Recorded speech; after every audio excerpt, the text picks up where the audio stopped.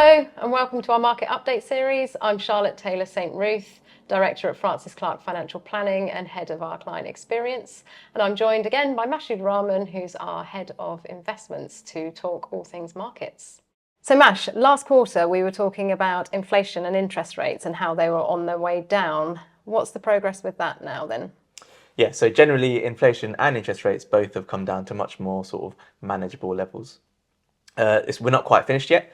We had a nice update yesterday. In the UK, we saw a pleasant surprise, inflation down to 2.5%. And then the data from the US was in line with expectations, with inflation at 2.9%. What we're seeing now is the sort of the finer details of global inflation, and finding that certain parts of the market are being a bit more stubborn with regards to their inflation. So going forwards, the topic is really going to be about making sure that total inflation can start coming down, and something that we need to continue keeping an eye on going forwards. Okay, so some good news there then. So with markets, what's happened over the last quarter of 2024 then? So generally, markets were pretty calm and overall fairly flat over the final quarter of 24. The US was an outlier, so we saw in line with everybody else for the sort of early part of the quarter, and then waiting for the election, markets started to expect a potential Trump victory, which would be positive for the US markets, and that's exactly what we saw. As soon as the election result came out, we saw a nice jump in the US and ended up finishing the year positive. Okay. So last quarter we were talking about, well, the hot topics really, which were the budget that had just happened in the UK and the upcoming election that we now know the results for. So what has been really the impact of that over the last quarter, and what do we expect it to be? Yeah, so as I said last time, the UK budget, whilst being relevant to us as consumers and individuals in the UK, had a minimal impact on markets, and that's exactly what happened. We didn't see a huge impact at all, really, from the outcome of that.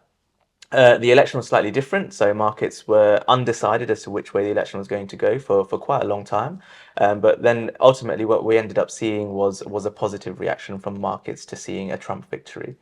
Now, with that, it's good to see that growth, but Trump does potentially bring some inflationary pressure. So what we're going to need really is to just make sure that things can remain contained in that space, so that inflation doesn't start creeping up again. Right, okay.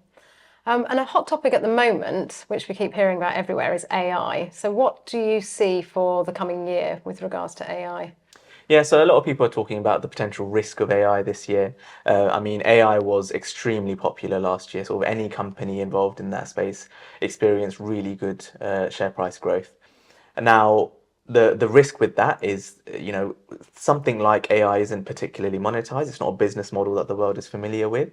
And if the companies involved in that space this year aren't able to either deliver the business plans appropriately, or even in some cases monetize their products, we could see a potential correction or a drop in the share price of those companies, because ultimately that hype hasn't been lived up to. And that's the risk of AI really, is if those companies aren't able to deliver, we could see a big drop in some technology companies. Right, okay. So something really to keep our eye on this year. So how are we positioning our clients' portfolios for the year ahead? Yeah, so I mean, no significant changes really. So we are trying to steer away from things like hot topics like AI. We prefer a much more sort of level approach. So diversification absolutely remains key for us. And then just making sure that we're buying high quality investments and using high quality investment managers in that space, making sure that we can get really good companies and really good investment solutions in the portfolios.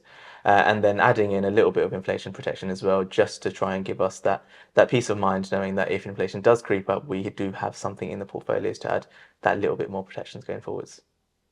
That's great. Thank you, Mash. And thanks for listening.